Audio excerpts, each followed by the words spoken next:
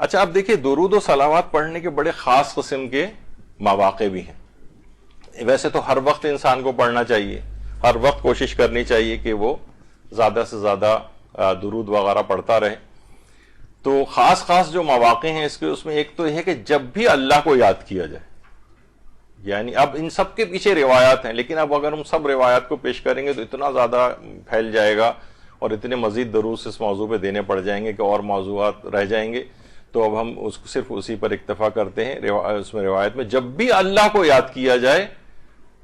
اس کے بعد صلوات ضرور پڑھی جائے، یعنی اللہ کے ساتھ ساتھ محمد و آل محمد کا تذکرہ. اسی طرح سے ہر نماز کے بعد، دیکھیے ہم ہر نماز کے بعد ویسے بھی ہمارے ہاں جیسی نماز ختم ہوتی ہے، ویسے تو دیکھا جائے تو عام طور پر لوگ اسے نماز کا جز سمجھتے ہیں کہ ادھر ہم نے السلام علیکم ورحمۃ اللہ وبرکاتہ کہا اور اس کے بعد اللہ اکبر اللہ اکبر اللہ اکبر اور پھر 3 دفعہ اس میں درود پڑھا جاتا ہے ہمارے یہاں. یہ کوئی نماز کا جز نہیں ہے. یعنی نماز تو جیسے ہی السلام علیکم بلکہ آپ نے کہا، آغا سیستانی کے نزدیک تو احتیاط مستحب ہے کہ ورحمۃ اللہ وبرکاتہ کا اضافہ کیا جائے، وہ بھی پڑھنا ضروری نہیں. یعنی بس آپ کہیں تشہد کے بعد السلام علیکم اور نماز ختم آپ کی. اب آپ چاہیں باتیں کر لیں، اٹھ کر چلے جائیں. لیکن کیا ہے اس کے بعد بھی ہمارے ہاں یہ علماء نے چیز رائج کی ہے، ورنہ الگ سے کوئی حکم نہیں کہ نماز کے بعد 3 دفعہ تکبیر کہی جائے اور پھر اس کے بعد درود پڑھا جائے. تو یہ ویسے ہی رائج ہو گیا ہے، ایک کے بجائے 3 دفعہ. تو نمازوں کے بعد کے جو خصوصی وہ ہیں اس کے اندر خود بخود یہ چیز آ گئی ہے. اور ایک اور بھی چیز ہمارے یہاں پہ آپ نے اس سے پہلے سنا کہ جب بھی ذکر خدا کیا جائے تو اللہ اکبر اللہ اکبر اللہ اکبر ذکر خدا ہوا، تو اس کے بعد یہ والی چیز بھی کہ ذکر خدا کے بعد محمد و آل محمد پر درود بھیجا جائے. اس لحاظ سے بھی وہ نماز کے بعد والی چیز جو ہے نماز میں جو ہمارے یہاں رائج ہے وہ بھی چیز اس میں پوری ہو جاتی ہے. تو نمازوں کے بعد تقریر و خطاب کے بعد یہ بھی آیا ہے کہ جب بھی انسان تقریر و خطاب کو ختم کرے، جب بھی آپ سنتی بھی ہیں ہمارے یہاں بھی وصلی اللہ علی محمد وآلہ الطیبین الطاہرین پر ہماری گفتگو کا اختتام ہوتا ہے، تو یہ بھی اس کے خصوصی موارد میں سے ایک ہے. اس کے علاوہ ہر دعا کے بعد بھی اس کو جو ہے وہ پڑھا جاتا ہے. اور بلکہ روایات کے اندر یہاں تک ہے، چھٹے امام جعفر صادق علیہ الصلوۃ والسلام فرماتے ہیں کہ خداوند عالم سے مانگی جانے والی ہر دعا آسمان پر روک لی جاتی ہے یہاں تک کہ محمد و آل محمد پر درود و سلام بھیجا جائے. یعنی کوشش کریں کہ ویسے تو ایک روایت ہم شاید اگلی نشست میں پیش کریں گے، اس میں دعا کے اول میں بھی، درمیان میں بھی اور آخر میں بھی صلوات بھیجی جائے. تو وہ تو اس کا پھر کوئی ہو ہی نہیں پاتا کوئی ایسی چیز کہ وہ دعا پھر قبول نہ ہو. کوئی اس کے اندر آبسٹیکل، کوئی رکاوٹ نہیں ہوگی اور بالکل قبول ہو جائے گی. تو وہ دعائیں البتہ آسمان پر پہنچنے سے روک لی جاتی ہیں جن کے ساتھ محمد و آل محمد پر درود و سلام نہیں ہوتا ہے. اسی طریقے سے امام موسیٰ کاظم علیہ الصلوۃ والسلام فرماتے ہیں کہ جس نے بھی خدا کی ثنا اور رسول اللہ پر درود سے قبل دعا کی وہ اس شخص کی مانند ہے جو ڈوری کے بغیر کمان کھینچ لے. یعنی تیر پھینک رہا ہے اور وہ ڈوری اس کے اندر نہیں ہے، کہ تیر آگے جا ہی نہیں پائے گا، ذرا سا آگے جا کر گر جائے گا، کبھی ہدف پہ نہیں لگے گا. تو اللہ کی حمد و ثنا ہونی چاہیے اور رسول اللہ پر درود بھیجنا چاہیے اور اس کے بعد پھر اپنی دعائیں کرنی چاہیے. تو ہر دعا کے بعد اس لحاظ سے، اور یہ بھی حضرت امیر المومنین علی ابن ابی طالب علیہ الصلوۃ والسلام فرماتے ہیں محمد و آل محمد پر درود بھیجو کیونکہ اللہ تمہاری دعائیں اس وقت قبول کرے گا جب تم انہیں یاد کرو گے، ان پر درود بھیجو گے اور ان کے حقوق کا لحاظ رکھو گے. تو یہ سب چیزیں ایسی ہیں کہ جو درود کے لحاظ سے بڑی اہمیت کی حامل ہے. 5واں وہ مقام کے جس پر خصوصیت کے ساتھ کہا جاتا ہے کہ جو موقع ہے درود بھیجنے کا وہ ہے بھولی ہوئی چیزوں کی یاد آوری کے لیے. کیونکہ پیغمبر اکرم صلی اللہ علیہ وآلہ وسلم فرماتے ہیں جو شخص کسی چیز کو بھول جائے تو وہ مجھ پر درود بھیجے تاکہ اسے وہ چیز یاد آ جائے. بہت لوگوں نے اس کا تجربہ کر کے دیکھا ہے، کوئی چیز گم گئی ہے، مل کے ہی نہیں دے رہی ہے، آپ درود پڑھتے جائیں اور ڈھونڈتے جائیں، انشاءاللہ آپ کو مل جائے گی. اور اسی وجہ سے اس کو درود کو اچھی یادداشت کے لحاظ سے بھی بہت معاون سمجھا جاتا ہے. انسان جو کثرت کے ساتھ درود بھیجتا رہے اس کا حافظہ بھی قوی رہتا ہے. آیت اللہ ایک اور موقع جو ہے اس کا آیت اللہ بہجت سے سوال کیا کہ بعض اوقات طواف کعبہ اور زیارت امام رضا میں رش بہت زیادہ بڑھ جاتا ہے، اس وقت کون سی دعا پڑھیں؟ انہوں نے جواب دیا شور اور رش سے نجات کے لیے درود پڑھنا بہت مفید ہے۔ جس طریقے سے کہا جاتا ہے، دیکھیے بہت سارے چیزیں رش اور گھبراہٹ میں، آیت اللہ عراقی کی بیٹی جب حج کرنے کے لیے گئی تھی تو اس وقت اتنا زیادہ ظاہر رش سے بہت پریشان ہوئی، پھر نامحرم کے جسم سے بھی ٹچ ہو جاتا ہے وہاں پر، تو یا حفیظو یا علیمو یا علیمو یا خبیرو، یا علیمو یا خبیرو کی زیادہ شہرت ہے کہ اگر درود یہ جو طواف کرنے کے دوران جس وقت رش ہو اور اس وقت یا علیمو یا خبیرو پڑھیں، تو انہوں نے کہا کہ جب میں نے پڑھنا شروع کیا ایسا لگا میرے ارد گرد کوئی حالہ سا آ گیا ہے اور لوگ اس کے اطراف اس حالے کے باہر ہیں اور میں اس میں یا علیمو یا خبیرو کا ورد کرتی انتہائی آسانی کے ساتھ میں نے طواف اپنا مکمل کیا۔ تو آیت اللہ بہجت فرماتے ہیں کہ اس میں اگر شور بہت زیادہ ہو رش سے نجات کے لیے، ایسا نہیں کہ اب لوگ جو ہیں وہ ختم ہو جائیں گے وہاں سے یا نکل جائیں گے، بلکہ انسان کو اس درود پڑھنے کی وجہ سے ایک آسانی مل جائے گی کہ وہ اس شور میں اور اس رش کے اندر بہت زیادہ دبے گا نہیں یا اس کو زیادہ گھبراہٹ اس میں نہیں ہوگی۔ تو بہرحال یہ ان سب چیزوں کے یعنی ویسے فائدے بھی ہیں، مادی فائدے بھی ہیں ان چیزوں کے، ایسا نہیں ہے کہ بس عالم آخرت کے لحاظ سے نہیں، دنیا اور دین دونوں کے لحاظ سے، دنیا اور آخرت دونوں کے لحاظ سے درود پڑھنے کے بڑے فوائد ہیں۔ اسی طریقے سے امام علی رضا علیہ الصلوۃ والسلام فرماتے ہیں کہ رسول اللہ پر ہر جگہ صلوات بھیجنی چاہیے، چھینک جس وقت لیتے وقت بھیجنی چاہیے، حیوانات کے ذبح کرنے کے وقت، اور دیگر اور مواقع بھی ہیں کہ جہاں پر صلوات بھیجنا جو ہے وہ مستحب ہے۔ تو ہر وقت کوشش کرے کہ انسان جو بھی کام کر رہا ہو وہ صلوات بھیجے۔ اچھا اب یہ جو ہے ہم کہتے ہیں اللہم صلی علی محمد وآل محمد، تو کیا جس وقت بھی ہم ظاہر ہے کہ نماز کے تشہد میں بھی ہم اس کو پڑھ رہے ہوتے ہیں، رکوع اور سجود کے ذکر کے اندر بھی اسے پڑھ رہے ہوتے ہیں، تو کیا اس کے معنی جاننا ضروری ہے؟ آیت اللہ خوئی سے بھی یہ سوال پوچھا گیا کہ بہت سے لوگ اس طرح سے نماز پڑھ رہے ہوتے ہیں کہ انہیں خود درود کے معنی نہیں پتہ ہوتے کہ جو ہم پڑھ رہے ہیں یہ کیا ہے۔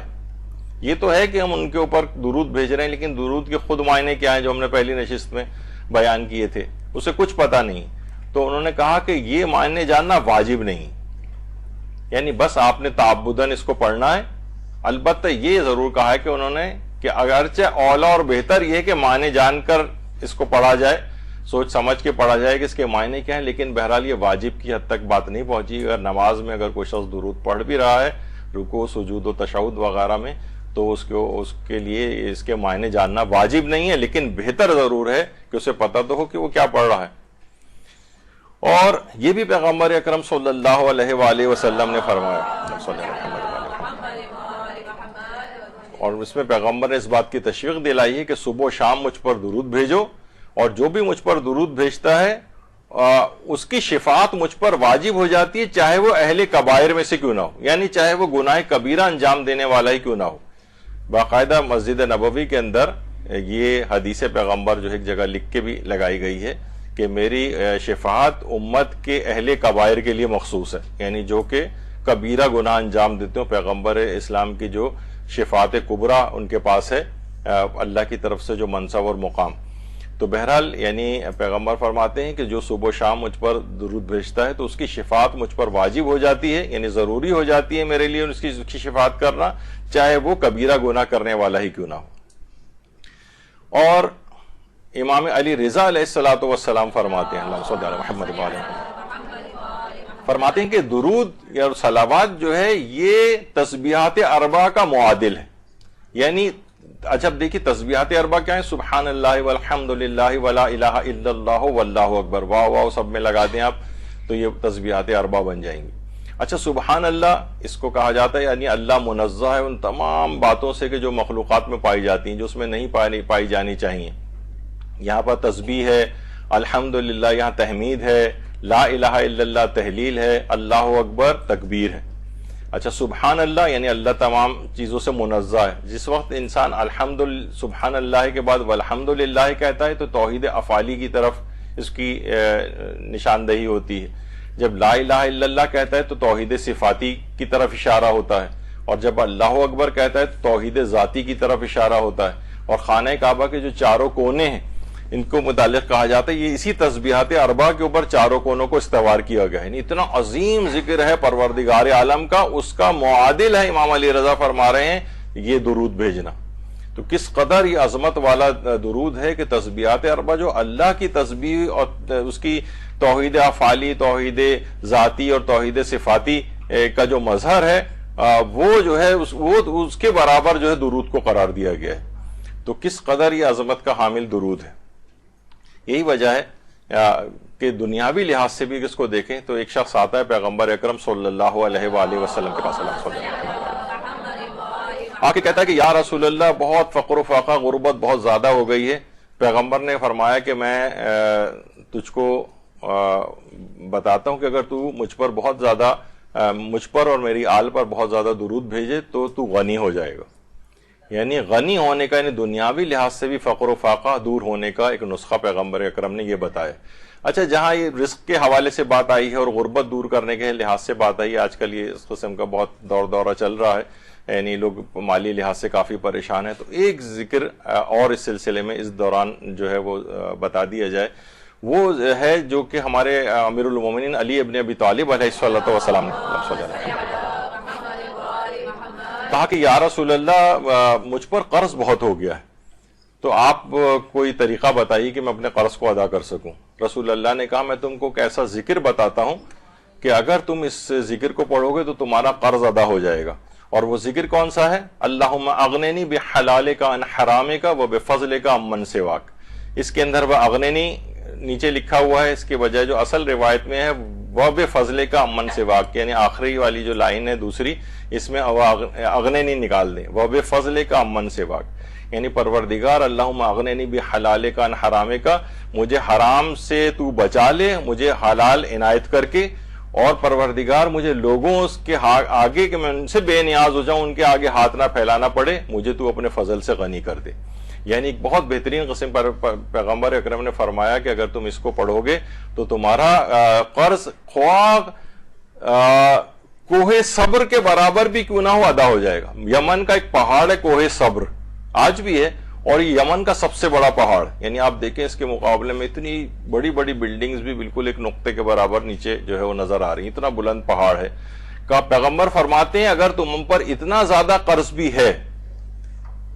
تو وہ تمہارا ادا ہو جائے گا, چاہے وہ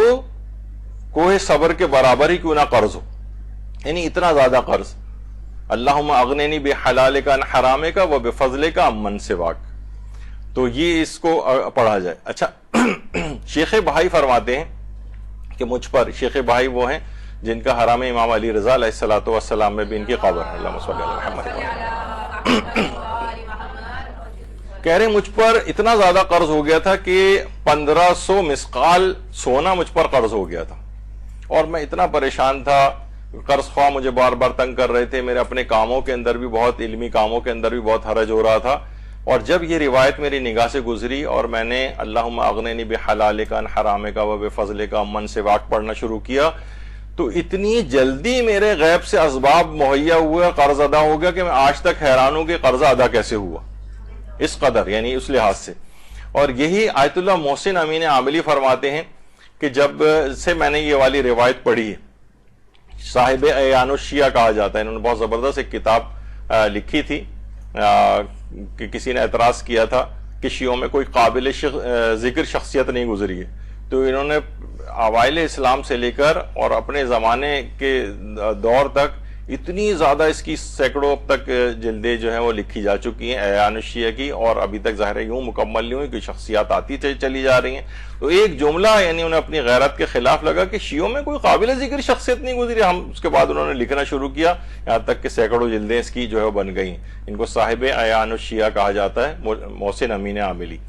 یہ کہتے ہیں میں نے جب سے یہ اپنی نمازوں کے اندر یعنی قنوت کے اندر اللہم اغننی بحلالک عن حرامک وبفضلک عمن سواک پڑھنا شروع کیا, اس کے بعد سے لے کر اب تک مجھے رزق کی کبھی کوئی تنگی محسوس ہی نہیں ہوئی. تو یہ بہت زبردست ہے, کیونکہ صلوات کے لحاظ سے تو ذکر آئے, تو میں نے سوچا کہ پیغمبر نے ایک